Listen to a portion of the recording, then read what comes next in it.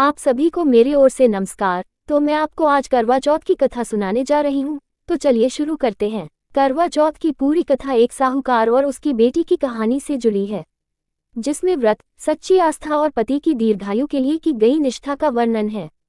करवा चौथ व्रत की पौराणिक कथा बहुत समय पहले एक साहूकार के 7 पुत्र और एक पुत्री थी।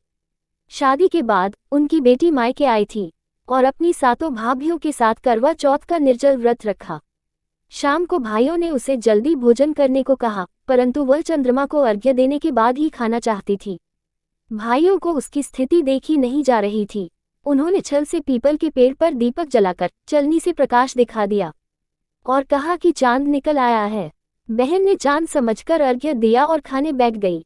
जैसे ही उसने पहला निवाला लिया, उसे छींक आ गई। दूसरा निवाला लिया, उसमें बाल निकल आया। तीसरा निवाला खाते ही पति की मृत्यु का समाचार आ गया। भाभियों ने उसे बताया कि यह सब व्रत गलत तरीके से तोड़ने के कारण हुआ है। देवी इंद्राणी ने उसे पूरी श्रद्धा और विधि से व्रत करने की प्रेरणा दी। व्रत की पूजा और तपस्या वह पूरे साल अपने पति की देह के पास बैठकर करवा चौथ का व्रत करती रही, भाभियों से आशीर्वाद मांगती रही।